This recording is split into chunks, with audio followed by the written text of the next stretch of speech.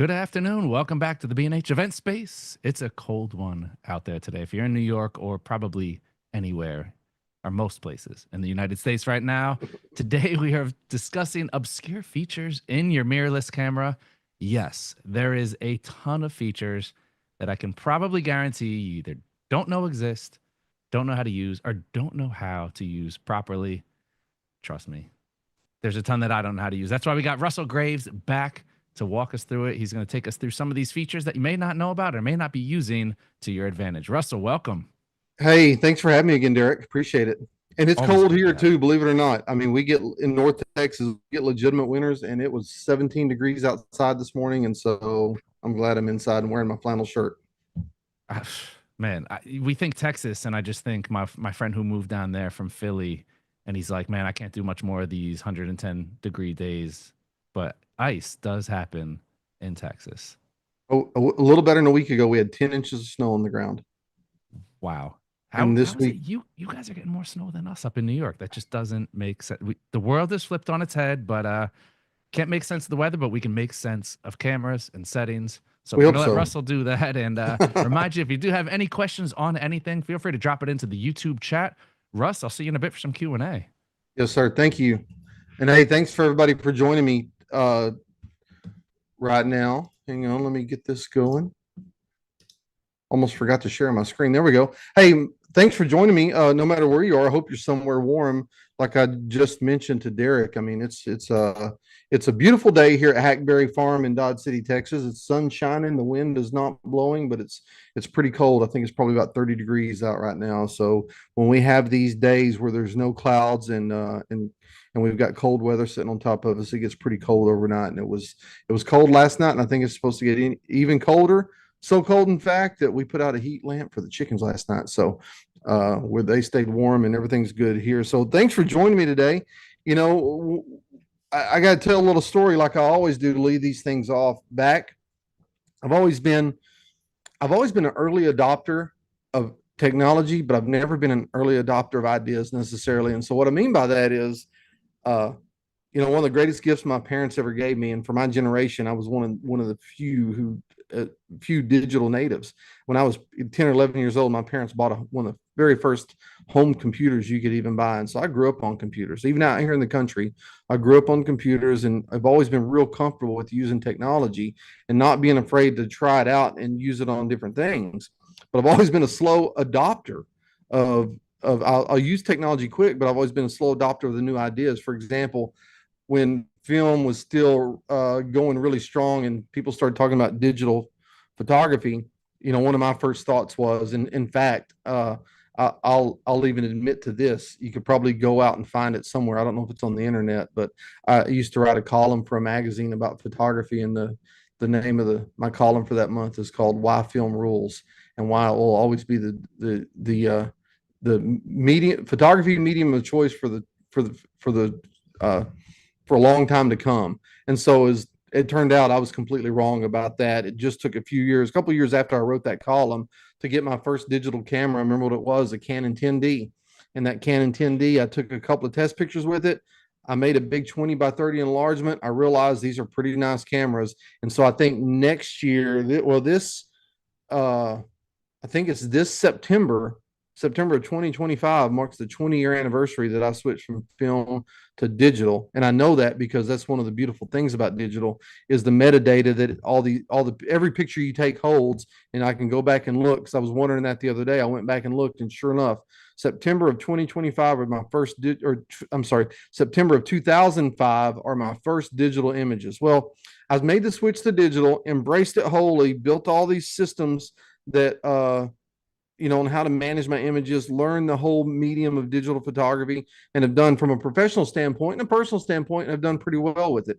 Well, back a few years ago when mirrorless cameras first started coming out, and I saw the very first mirrorless cameras, I thought to myself, kind of along the same lines, who will ever want to switch to these things, because they're just not very good. At the time they used batteries, you had a bad lag in the shutter. And I might have been right in the moment that mirrorless cameras uh, were a long time in coming. I might have been right at that very exact moment, but from a long looking back, I was completely wrong about it. So I think it was, I can't remember when it was, maybe 2020, 2021. I can't remember, is when I got my first mirrorless camera, Canon R5. Uh, got it, used it for the first time, and I realized this is really, and I hate to use this term, and I rarely use this term, but I can't think of a better superlative to throw at this. For me in my photography, use that first mirrorless camera I bought was a real game changer. Not only on the surface level features that it had, like the eye tracking focus or the electronic shutter, or the fact that the battery performance was improved greatly, or the fact that you can shoot 4K and 8K video with the same camera that you're taking stills with, and uh, all these hybrid features that it had from not only the video side when I want to do video from time to time, but also just from an image making standpoint. It was such a superior camera to what I'd been using before. Once I bought my mirrorless cameras, I haven't gone back since. And so one of the things that I love about mirrorless cameras is they're packed with features. They've got features that you might have never had in the even in the middle days of digital photography, the kind of that 15 or 20-year stretch when digital SLRs were king. You didn't have any in the early days of that, or towards the middle days of it. Some of these features started coming out later, but the fact that they come native now and they come packed into these cameras when we buy them, and no matter what kind of camera we're talking about, what brand of camera we're talking about, they're all packed with features. So with that said, I've got to make a short disclaimer before I go very far. Now, this list I came up with today of some of the best obscure features in a digital camera are made kind of anecdotally. There's no science to it at all. There's probably features in here that if you've used a mirrorless camera very long that you may be aware of, but there's some that you're not aware of or you haven't thought about how to use them that way. The way I come up with this list is I teach a lot of workshops every year, and in those workshops, the people I'm working with, which are people of all skill levels, you have rope beginners all the way to uh, really advanced photographers who really know their stuff. And so in talking to people and listening to what they have to say and trying to watch them and understand how they interact with their cameras and how they use their cameras and the things they know and the things they don't know, I've came up with this list of features that I find more often than not when I show it to someone, they'll say, huh, I didn't even know my camera had that. And so that's sort of how I put this list together. So again, if you're out there and you're a power user of these mirrorless cameras and know everything about it, I don't mean to insult your intelligence at all, but this list is just kind of a general list I've came up with over time and experience working with people, teaching people how to do photography, and not only teaching beginners how to do photography, but sharing people who are advanced in their skills on how they can maybe be a little more efficient in their photography. So that way, when they go out and take pictures of something, they're getting more predictable results, more consistent results in each and every time. And really, when it comes to photography, that's really the name of the game. It's like anything else. A major league baseball player wants to be consistent in his hitting. A golfer wants to be consistent in their swing. A quarterback wants to be consistent in throwing passes. And so consistency and efficiency is the name of the game when it comes to even photography. So that's what this is all in the spirit of. And so my observations are based on interactions I've had with clients. Number one, that's one disclaimer. Number two,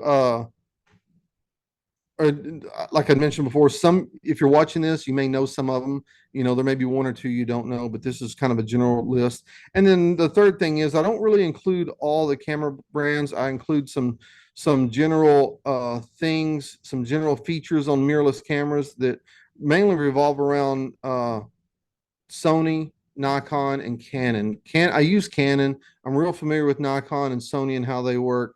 I'm a little bit familiar with like OM systems and Fuji and some of those. To me, these cameras are like, I mentioned this before, this analogy. I drive Chevy pickups, but if someone was to bring a Ford to me today and say, hey, can you take this Ford across town? It's a different model pickup, different brand of pickup. The windshield wipers may be in a different place, or I may have to turn the lights on a different way, but essentially it works the same as my Chevy pickup. That's how cameras are. Whether we're talking OM systems, Fuji, Sony, Nikon, Canon, they all essentially do the same thing. the windshield wipers and the blinkers and or the windshield wipers and the lights and the way you turn the air conditioner on may be in a little different place, but essentially there's the same thing. So if you take that approach to cameras and you listen to this, but just because I'm talking about Nikon, Sony, or Canon, a lot of these features are undoubtedly in OM systems and in Fuji or Hasselblad or some of the other ones. I'm just not as familiar with those. So with that said, let's talk about a few features that people and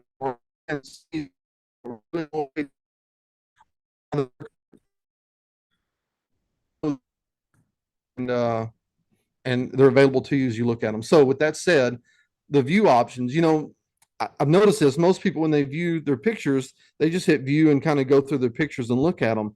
But I know a lot of these cameras, and mine included, you can customize them to have like a playback grid. For example, the rule of thirds grid can be overlaid on top of your image when you're playing back the image and looking at them.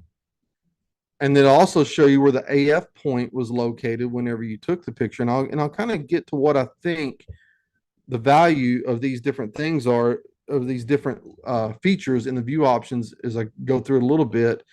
You also have various magnification settings, so you can really zoom in on the picture. You can, like my cameras, for example, I've got them defaulted to when you hit the zoom button, it just goes to a 2x zoom, but you can default that to even greater zoom depending on how much you want to pixel peep and how you want to look at them. And then I learned this today. The Canon camera, the Canon R5 Mark II that I just bought, has a blurry image setting. So it'll go through and look at your images on the card and it'll identify which ones it thinks are blurry right off the bat. Now, the blurry image setting I probably won't ever use because I'm not going to make the decision on the back of my camera whether or not to keep a picture or whether or not I should or whether, and I certainly rarely ever delete. I'm not going to say I never do it, but I rarely ever delete off the back of the camera. I'd rather look at them on my computer and decide if they're worth keeping or not. But I know the magnification settings to really be able to look in on a, oops, I went too far. The magnification settings to really be able to look in on a, take a critical look at your pictures, and especially the AF point and the playback grid. I look at it like this, like when I'm teaching a workshop, you have a lot of action where you're going out and taking pictures, but there's kind of some in-between time when people spend when we're out in the field looking at their pictures. I think the grid, the rule of thirds grid, to be able to overlay that on the view options, as well as the AF point, will go a long, long way to helping you learn composition and taking pictures. We used the AF point view option the other day to help troubleshoot someone. Last week, I was in the Florida Everglades doing a workshop, birding and wildlife workshop down there, and one of the participants' cameras was not giving them the desired results. It was back focusing too much. So we were able to turn on the AF point, take a look at, when we looked at his pictures on the back of the camera, take a look at where it was focusing, diagnose what the problem was, fix it in the field, and by the time he started taking pictures again, problem solved. So it was on the fly troubleshooting what we were able to do. And I think to change your view options and to see those different features that are available in your mirrorless cameras go a long, long way to just looking at the pictures on the back of the camera. Looking at the pictures on the back of the camera and checking your work as you go along is important, but being able to get these extra data points and kind of help understand what you're doing right and what you're doing wrong as you're doing it is really, really invaluable. One of the good things about digital photography when it came along was the fact that it'd give you near instant feedback. You take a picture, you could see it on the back of the camera and you help you figure stuff out. But when you could get it into the computer and look at the metadata and be able to analyze it, what you did with shutter speed and all that, it was really helpful. But with today's modern cameras, you can do all that if you want to right on the back of the camera without even downloading your pictures and having to look at them on a computer screen. And I think that's huge for helping just, again, diagnose issues that you're having, or really kind of look back at your pictures and see how well you're doing on composition based on the rule of thirds grid or whatever else. But the real-time fixes is really where this came in handy. And so my point is, you've got these options on these cameras to be able to change the different way you view your images. So you might as well take advantage of them when you're looking at it. By the way, these pictures we're looking at, I won't, some of them support exactly what I'm talking about, but a lot of them are taken on just recent trips I've done. This is the Arkansas River going through Arkansas, a really beautiful scene. Arkansas is a really underrated state, as far as I'm concerned. And another thing is bright monitoring. One of the things, I was doing some night shooting last spring and last summer with some other people. And one of the things I was jealous about is the fact that Nikon, and I found out later Sony will do this too, but they've got a bright monitoring mode that when you're shooting pictures in the dark, in dark areas, in this case, we were outside and there was no moon out and it was pretty dark. It'll kind of brighten the monitor for you so you can, compose your image better. That way you don't have to turn lights on and ruin your night vision. You can use the monitor on the back of the camera, the bright monitoring mode on the back of the camera, to be able to focus and compose your image in the best way. So when I shot this picture, there's a little bit of light. This picture was shot in Oklahoma. I can't remember the name of the comment we had last October. We could only see it for like 3 or 4 days, but we had a really good view of it out in western Oklahoma is where this picture was taken. But it'll essentially just make the scene brighter when you're looking at it through the camera. And so the workaround in Canon cameras is you just flip it over to movie mode, and that'll give you a brighter image view. Because Canon, I don't think this bright monitoring is built in native. If it is, feel free to shoot me. I'll share my email address in the end. If I'm missing it, feel free to tell me. But I have found out if you just turn it over to movie mode, it'll brighten the screen up for you quite a bit. So you can flip it into movie mode, do your composition, and then flip it back over into photo mode and be able to shoot pictures. With whatever your settings are for that night shot, whether you're shooting in bulb or just a 20 or 30-second exposure or whatever. But again, this bright monitoring feature is built into Nikon and Sony cameras. And first time I saw it, I was really, really jealous about it. And so that's how you shoot pictures like this. One of this picture I shot, I'll tell you a little bit about this. This was shot here on Hackberry Farm, and it was a happy accident. The hay had just been baled off one of our hay fields. I knew I wanted a foreground subject like a hay bale in the picture, but what I never imagined was all the curves that would repeat themselves. That was the happy accident part. And so I call this if I never take another nighttime photo, I may have reached my pinnacle here, because I really, really like this picture for a lot of reasons. Number one is this is lit by 3 different light sources. Yes, 3 different light sources. It's lit by a little bit of moonlight, but the moon was going down to the west, which is the left side of the frame. And so that's what really gives this ambient light on the foreground here. And you can see the shadow line where the moon's set. And then it's lit by the stars. To some degree, it's lit by the stars. And then the third thing is you can see all the fireflies and that I didn't know were out that night that showed up in the frame. And so but what made me really happy about this one was the fact that the shot it with the fisheye lens, and so the curvature of the ground kind of matches the curvature of the hay bale, which the curvature of the hay bale kind of matches the circular nature of the stars, and it's just repeating patterns over and over and over again.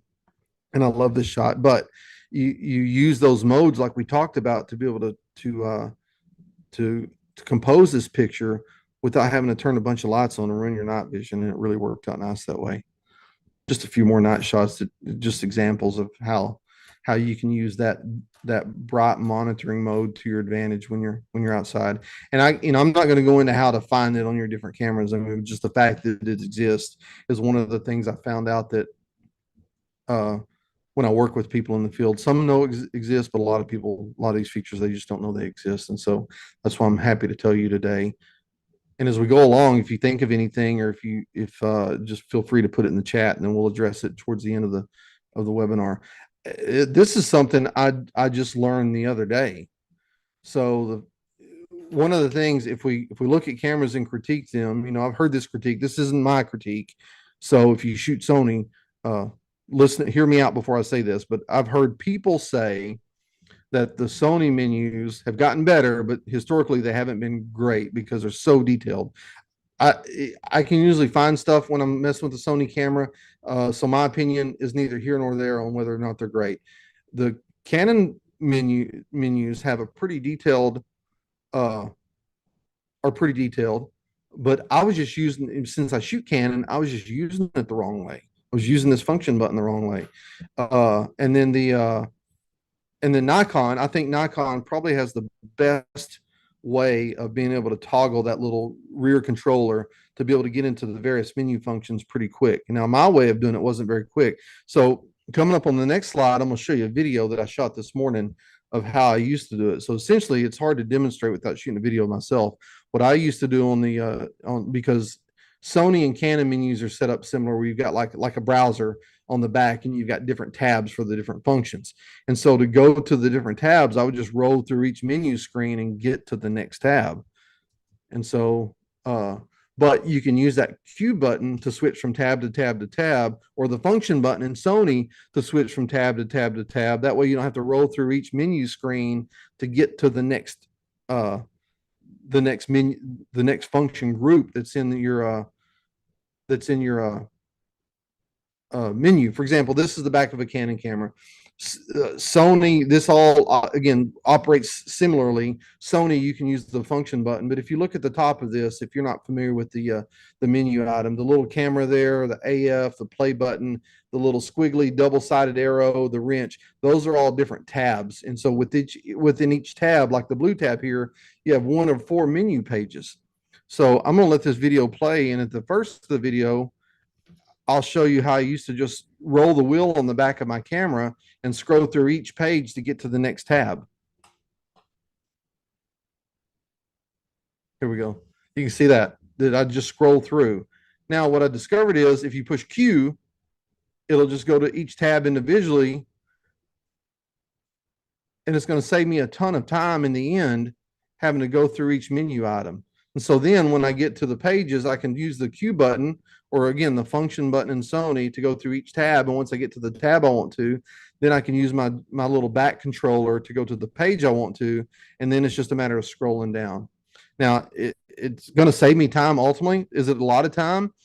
I don't know, but I can't tell you how many times that I've been not taking pictures from trying to make a camera setting. So anything I can do to make my whole process more efficient and more reliable, and more consistent, the better off I'm going to be. And again, I'm going to back up. The function button in Sony or the Q button in Canon will let you scroll between tabs in the menu items. And again, and I'm ashamed to say I just learned that. But so you can teach an old dog new tricks if anybody's wondering.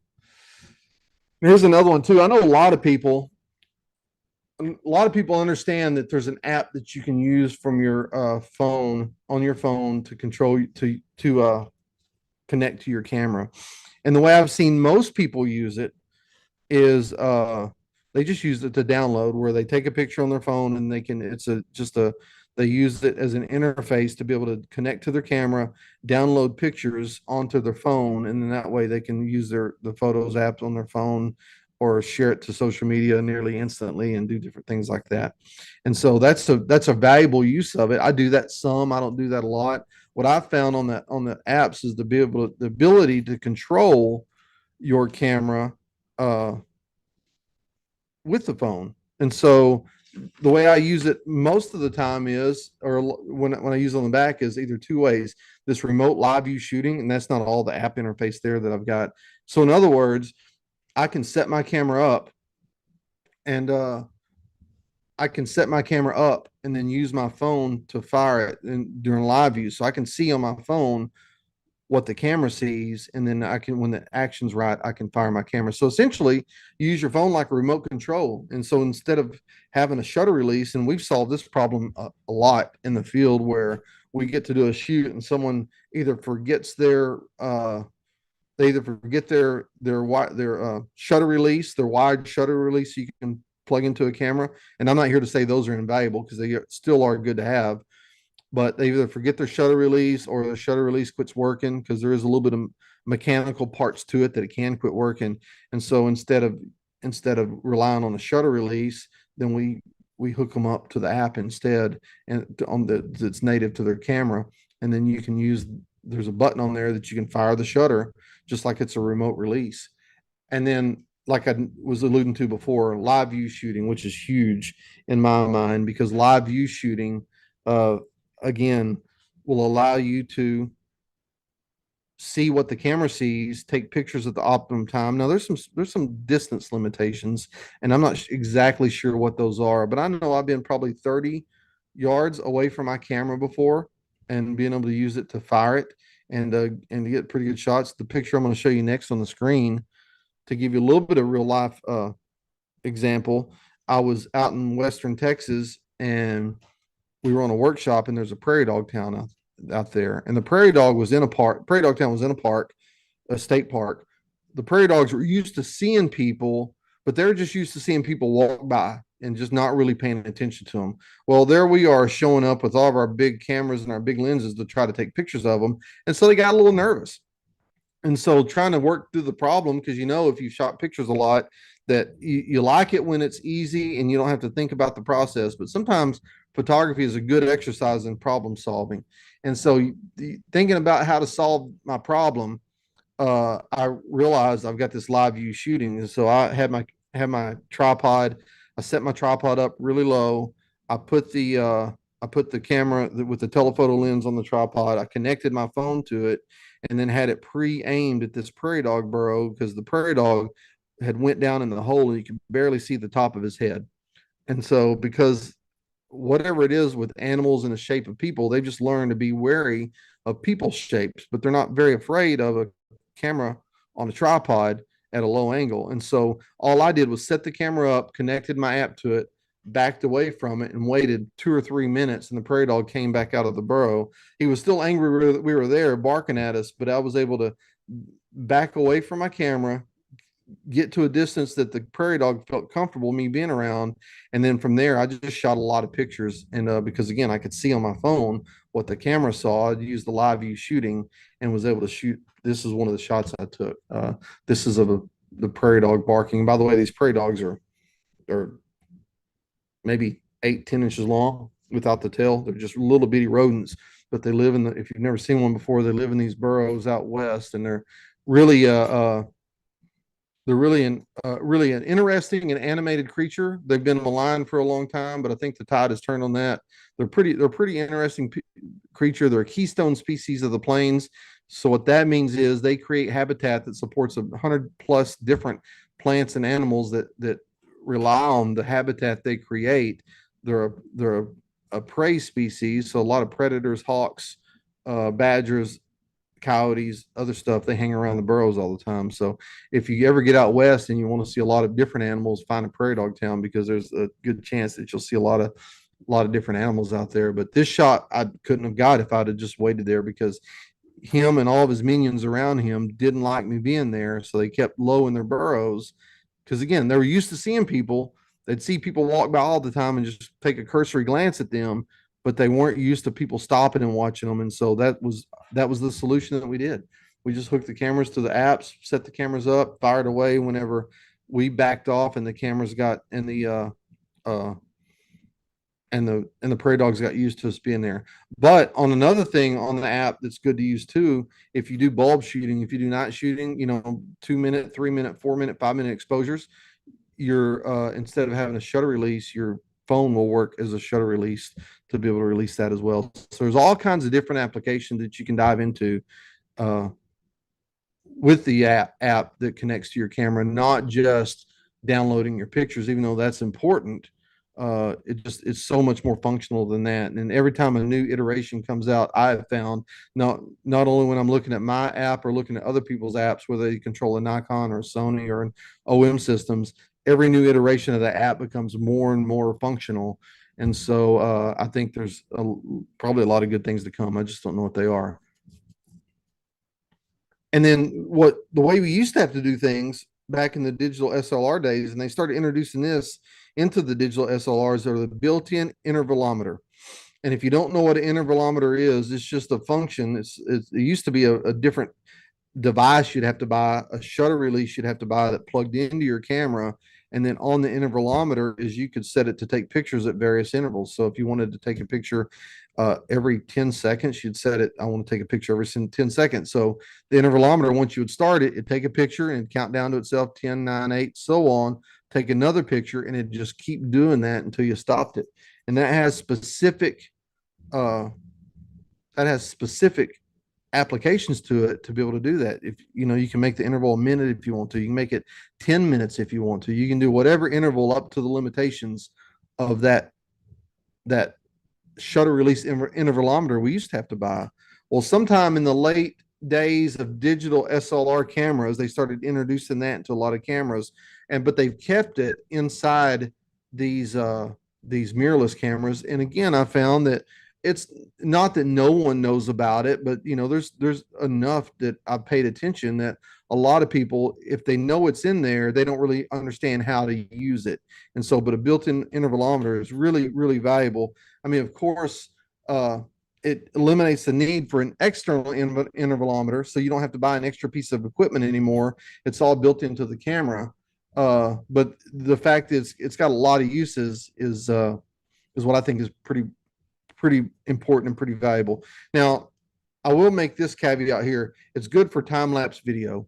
There was a time when these cameras, to be able to do time lapses, you'd have to shoot still pictures over and over and over and over again. Now, a lot of these cameras, I don't know if everyone offers them, but a lot of the ones I've seen have a time lapse video mode where you can do a time lapse and it'll create the video in the camera for you.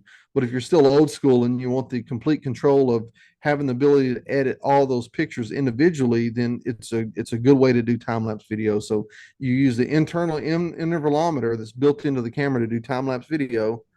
One of the things that I try to coach people on, especially when we do these workshops, there'll be people who will show up with multiple cameras. And if you've got multiple cameras, it's probably not a bad idea in quickly changing light to have one static camera set up. You've got the composition set up where it's nice. The clouds are moving, everything's changing by the second, and you set the intervalometer as once you get the composition in place and you get all your settings right, you set the intervalometer just to take a picture every 5 seconds, 10 seconds, whatever else. So that way you can go back and look at the picture and find out the one that you like the best. Meanwhile, while you've got one camera automated, you've got another camera in your hands with maybe a different lens, or maybe you're shooting from a different angle, and you're able to maximize the time that you're on the site, which is so important, because there's a lot of us that it's fun to think about having unlimited time in a location, but the truth is sometimes you just don't, because you got time constraints and you got to be somewhere else or got to get back to work or whatever, or just you're there on a day when the conditions are magical, and they may never be that way again. So I like to use intervalometers for that. You set one camera up on a tripod, and then you have another it's just automated using the intervalometer. It's just taking pictures by itself, and then you move somewhere else and you take from a different angle and just try to really maximize your time there, and maximize if you've got multiple cameras you're trying to use. I'll show you an example in a minute of one I shot using intervalometer. And then also for composites, and you may think, what do you mean by composites? Well, this first picture right here that I showed y'all, this is a composite image. And so there was a storm out on the plains, and this was taken last March. There was a storm out on the plains, and I was trying to think, well, how do we, because it was spitting one bolt of lightning at a time, just bolt, it wasn't really, really active. And so I thought, well, how do we solve this problem? And so my thought was, I'm just going to do an intervalometer. It's going to shoot a picture at about, a thousandth of a second or whatever. And I'm just going to take a picture every second. And so I did. And so left the camera out there while I did what I said before. I had another camera from another angle with a different lens I was trying to shoot pictures with. But with this particular lens, I think it was a 70 to 200 millimeter lens. If I remember right, it might've been a 24 to 105, but whatever lens I was using for this shot, held the position static, took a bunch of pictures, went back through, found a bunch of pictures that didn't have lightning in it, but the pictures that did have lightning, stacked them together in post-processing to make this composite. And if I would have been having to sit there and do every single one, I might have captured it. But again, what it allowed me to do is capture enough images to make a composite of the storm, and then be able to number one, shoot other pictures with my camera. And number two, most importantly, help the other people around me to try to get the same shot. So I think that's a really good use of using the built-in intervalometer on your camera. And it's there, and you might as well get comfortable with using it and take advantage of it because it is a really, really valuable tool. And these are in no particular order, by the way. I meant to mention that up front. I'm not giving you a countdown of what I think the best, the worst to best is or anything else. These are just at random order. I will say, I think the most useful feature for me, I included it at the end. So I'll share that with you here in a little bit when we get there. But again, the composites are great. The use for quickly changing light where you can set up multiple camera setups are great. And of course, time-lapse videos are always cool. I don't shoot as many of those as I need to, but the fact that I can, I will from time to time, but the fact that I can do it, it's really, really a pretty valuable thing to do. This picture here was changing light. This is in the Great Smoky Mountains. So we had sunbeams coming in, really high overcast clouds. There was smoke in the distance. That's what accounts for kind of the hazy look. I mean, the Smokies, they call them the Smokies for a reason, but they were extra smoky at this time. And so I just picked a spot, a nice composition in the distance, and then set the camera on to take a picture like every 5 seconds. And then it just rattled off pictures, and I forgot about that camera. It's like, I don't know how many out there remember the Ron Popeil rotisserie oven where you just set it and forget it. And I do a lot of that when I can automate the process with photography. And that's what I did here. I used it like a Ron Popeil rotisserie oven. I set it and forget it, let it run for 5 or 10 or 15 minutes. Meanwhile, while I shot other pictures with a wider angle lens just to try to capture a really magical moment in the lighting in the scene. And when I got done, I compared all the pictures in the end. And so this one right here was one of my favorites. I just like the way the backlighting's coming into the mountains. I like the way the haze looks and the kind of that tobacco colored smoke from the fire. I think this is when Canada was having all their fires that early that summer. And so this was all shot at that same particular time. This wasn't shot with intervalometer. This was just recently out in West Texas of a guy cleaning up his dishes after a chuck wagon supper we had late one evening. And the manual focused assist. Now, there's two parts to this one here, and I found that a lot of people are intimately familiar, especially with Canon, with one part, but they're not necessarily familiar with another part. So the manual focused assist, which by the way, manual focus, there's still a whole, thankfully, and I say this with all the sincerity in my heart. Thankfully, cameras haven't got so advanced where they just outthink us. Thankfully, now we've got the ability to still be able to override and do the thinking for ourselves and understand that sometimes, even though these autofocus systems are literally nearly bulletproof, I mean, they're so good now. Sometimes manual focus, you really need to use manual focus because the camera doesn't always know what it's looking at. So sometimes you have to use manual focus. A good example, the other day when we got so much snow, 10 inches of snowfall, and that snow was coming down fast and it was coming down hard. Well, I went out to try to take pictures and I didn't find any wildlife, but what I did find was some livestock that was out in the field just waiting to get fed in the snow. And even though the autofocus is so advanced, it got confused by the snow falling. And so it tried to focus on the snow that was up close.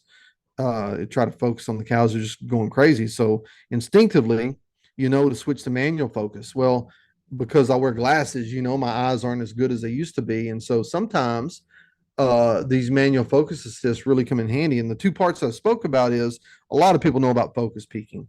That's where when you switch it to manual focus on these mirrorless cameras and you're focusing manually on your lens, and then all of a sudden, depending on what color your camera does or what color you choose, all the in focus highlights will turn red or yellow or blue or whatever you pick. I pick red just because I think I can see that one the best. Or sometimes I'll pick yellow because I can see it better. But the focus peaking, and just to be able to get critical focus using that focus peaking is really valuable.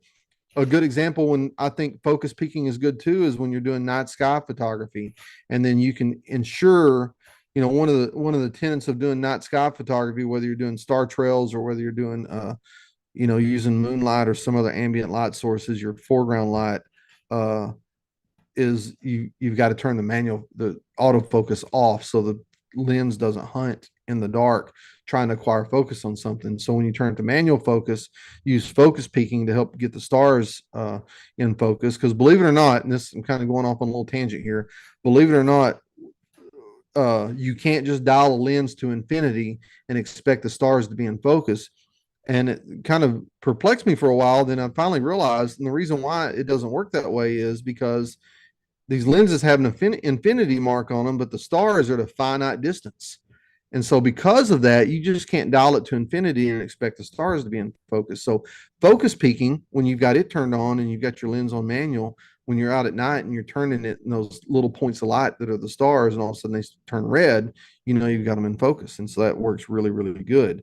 And so I switched between using focus peaking uh, on my camera, and then in lieu of focus peaking, Sony and Nikon magnify the image so you can get a critical focus. But Canon cameras, they have a focusing aid where when they've got three little arrows, and when all those arrows come together and turn green, you know you've got it perfectly in focus. And I use that one a lot. So I switch between focus peaking a lot and then using the other focusing aid in my camera to be able to do that. Now I'm not sure if Nikon or Sony did this before mirrorless, but all the Canon cameras I owned prior to mirrorless didn't have any of these manual focus aids. You had to kind of do it the old school way and just look at it through the viewfinder. And so they didn't have the focus peaking, or they certainly didn't have the focus aid.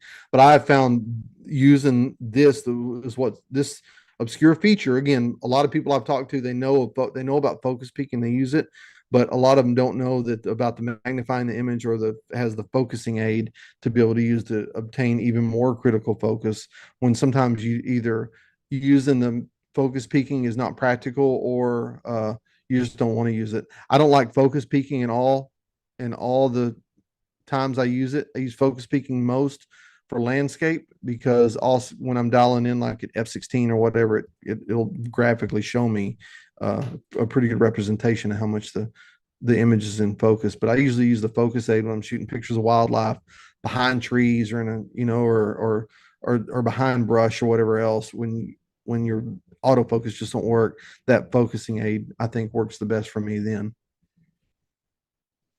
there's just different scenes from around the place. And so another thing I think has been a game changer too, having shot a fair amount of pictures at night, especially in the past couple of years, and really fall in love with doing it.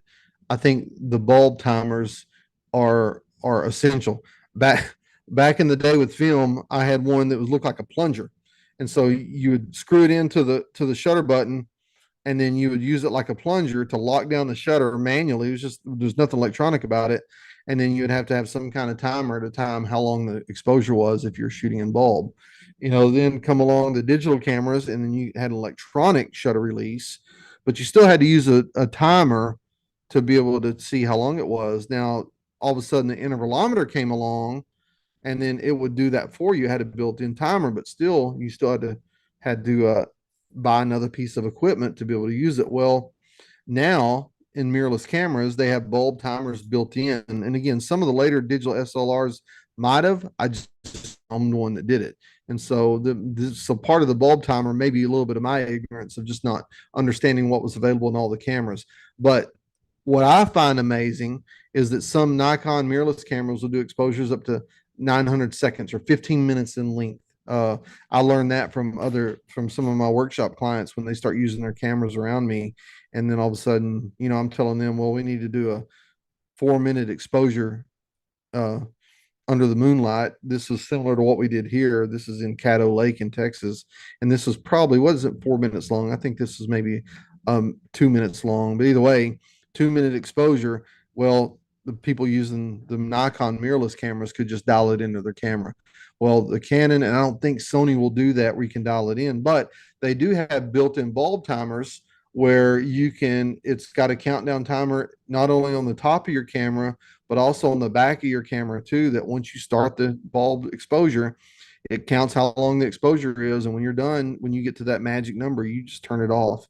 And I've found that really, really invaluable because number one, you don't have to bring in a different piece of equipment like an intervalometer or a shutter release. It's all built into the camera. And more often than not, and I think if everyone listening is being honest with themselves, how many times have you left something like that behind and you forgot it? And so now using the bulb timer on your camera, or even, going back to an earlier slide, using the built-in app, those features that are built into these mirrorless cameras are just indispensable.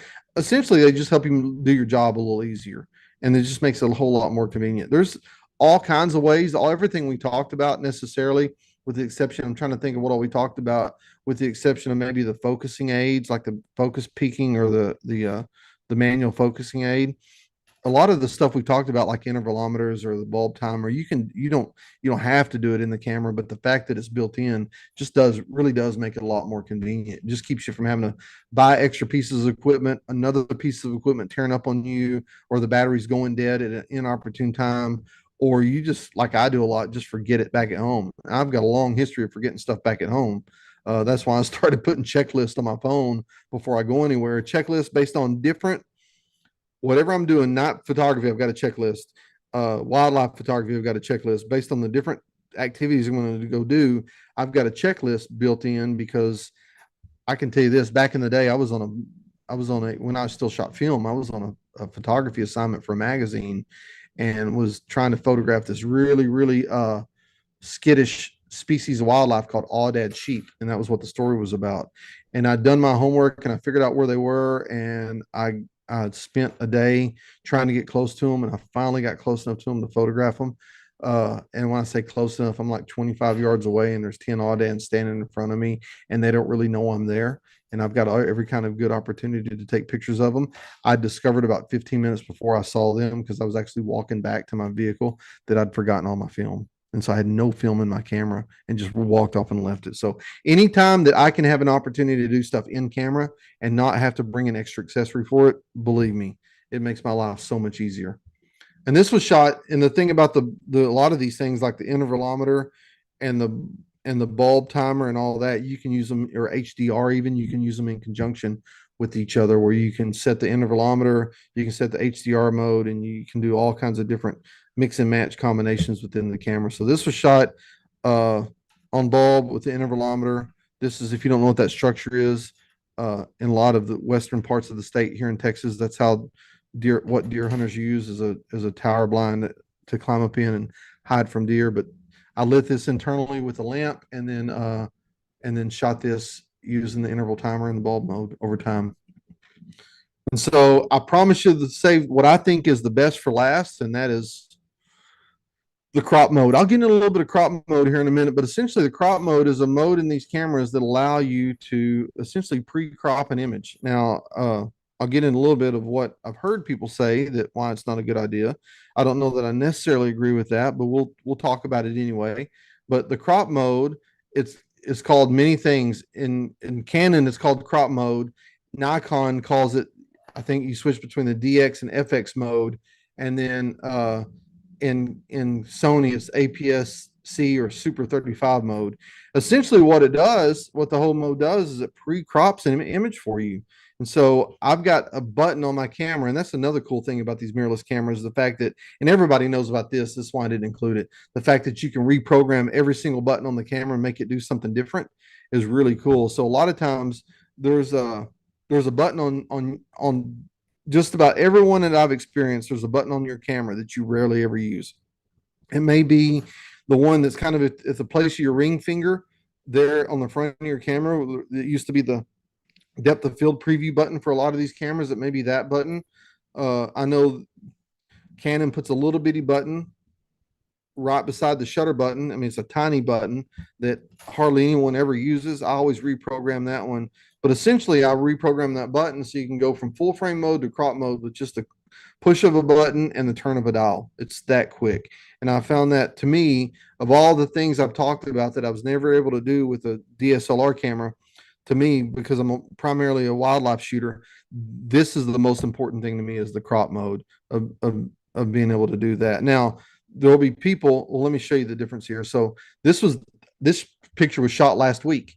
So here's an owl that was sitting there on top of his burrow. It's a burrowing owl. These guys are little bitty. They're maybe 6 or 8 inches tall. He's sitting there on top of his burrow. And so I shot it with a full frame. And then knowing I was going to be doing this webinar and knowing I was going to include this particular feature as one of my favorite obscure features in these mirrorless cameras, I shot it. And so here's crop mode. So shot it full frame, got my pictures in the bag, and with the press of a button and the turn of the dial, I dialed it into crop mode. And then that's the difference. Same bird, same spot, same lens, same whole setup. And I was able to get that picture. Now, you can always do this in post processing, but if you've ever listened to me in the past before, I try to get as much in camera right as I can. And the reason why is because I deal with so many images. It's just a math problem at some point. If that's one less thing I have to do to an image, I'll just do the math for you right now. Well, I got to let my phone turn back on. But if that's my if I shoot, let's say I shoot 10,000 images a year in the crop mode, and then I spend, in the computer, say 5 seconds.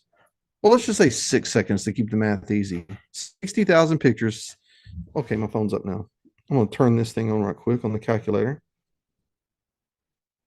So if I shoot 10,000 pictures a year, and it takes me 5 seconds to crop each one, times 5, that's 50,000 seconds divided by 60. That's 833 minutes divided by 60 more. That's, I don't know if you can see it or not. That's almost 14 hours of time I've saved by just using the crop mode in my camera. And so I've heard people tell me that, well, you're cutting the megapixels down when you do that. And you do cut the megapixels down. But whenever you crop, you're cutting the megapixels down too. So I don't have a graphic to explain this, but let me do my best to explain right quick. Megapixels in a camera, in any camera, is just an area of measurement. It's like you think about the square footage in your house. You take the length times the width. And so that's how they arrive at megapixels in a camera. And so a full frame shot like this one was shot roughly at 45 megapixels.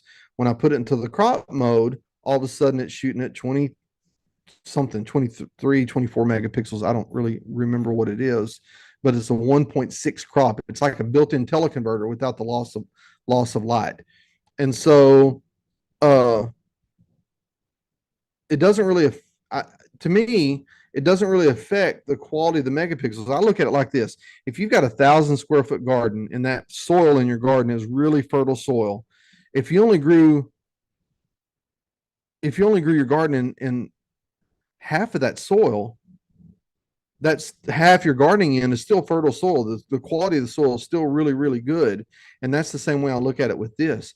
Even though we're not using we're pre-cropping the image, the part of the sensor we are using is still if you've paid good money for your camera and it's able to do this, it's still a high quality sensor. I have seen no loss in quality when I'm shooting the crop frame. So number one, it's like a free teleconverter when you're in the field to get you a little bit closer. There's no loss of light. It pre-crop, so it saves me time in the end.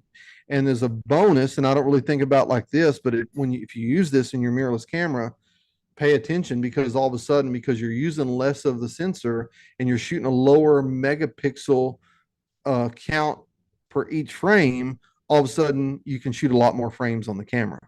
Your capacity goes way, way up. And so again, you're not degrading the quality of the image by using the crop sensor. You're just using less of that fertile garden, but it's still but the part of the garden you are using is still really, really fertile, and it'll produce a good quality product just like this. Again, these pictures were taken literally seconds apart, and this was done in camera. So the full frame, we're using every bit of the frame we can. The crop mode, press of a button, turn of a dial, all of a sudden I'm in crop mode almost instantly, and I can shoot pictures like that. And again, it just saves me from having to do it in the end, gives me a different look. And I think of all the features I talked about today, this crop mode probably is my favorite. It's one I use the most. And if you shoot wildlife, or if you shoot your kids playing soccer, or your kids playing little league, and you're shooting them with the 1 to 400 millimeter lens, try this. Again, it's called crop. I call it crop mode in Canon. I don't know if they have an official name for it, but DX to FX mode in Nikon, or the APS-C to the Super 35 mode in Sony. And with that said, I think, here's some examples. So need a little bit extra reach of these pelicans diving. These were all last week in Florida. Need a little extra reach of these pelicans diving for food. And so just switched it over to on the fly, switched it over to the crop mode and was able to do an adequate job on getting shots of these beautiful birds that we saw in the Everglades. And so I'd like to know your thing, whether it's even in the chat right now. Kind of what feature did I leave out? If it's in the comments when this gets posted to YouTube, I'd love to see that as well. Or I'll share. Here's my contact information with you. I always appreciate it when people want to stay in touch and talk after the fact. There's my contact information. And if you're interested in our free cheat sheets we give away over at Hackberry Farm, Texas, all about the nature of photography cheat sheets, feel free to scan that QR code and stay in touch with me as much as you can. And with that, Derek, it is 12:57, and we're almost an hour into this thing. So still got that's what I got. time for some questions, and it looks like we have one in. Before we get to questions, I'll throw out my thing. Mine is the when focusing. I have a manual focus lens adapted to my medium format digital, and I want to check my focus. I'm getting older. My eyes aren't as accurate as they once used to be. So I got to see everything zoomed in, make sure that I'm focused right, because even focus peaking will fail these eyes. So that's mine right there. And as Russell said, we'd love to see what you guys use. What obscure things are hidden in your mirrorless menu that you guys rely on? Glenn is asking, he takes a lot of lightning photos. Can you set the intervalometer to shoot every 10 seconds with the camera set for 10-second exposures? With the way it works, here's the way I know it works. With Canon, and again, that's the system with which I'm most familiar with. Canon, you do a 10-second exposure with a 1-second interval. So I'd take a picture for 10 seconds, it'd go off for a second, click back on. So it's essentially back-to-back pictures. With Nikon, and I don't know what the difference is with Nikon. With Nikon, sometimes I've seen them set where if you want to do a 10-second exposure, you have to set an 11-second interval. So it's just whatever camera you're using, you have to kind of pretend, but you can do it, but you've just got to figure out the way to set that camera. And the way to do it is when it's cold right now, and figure it out when you're on the inside and make notes about it. So that way, when you go on the outside and you're shooting pictures of lightning, then you can get it set up right. And with Sony, if I recall right, and I have messed with Sony, if you do a 10-second exposure on the intervalometer, you just put a 1-second interval in between. And so with Nikon, I think it's dependent on the model, I think, and anyone can correct me where I'm wrong, but sometimes I've seen people with Nikons and I don't pay enough attention to know the difference. Sometimes I've seen people set up Nikons like I do my Canon, where you do a 10-second exposure, 1-second interval, then they'll just take another picture. But sometimes I've seen people, they have to set it up where if they do a 10-second exposure, they have to do an 11-second interval for it to have a second in between the pictures. Interesting. Yeah, that's something I gotta. It's been on my list, is using the intervalometer.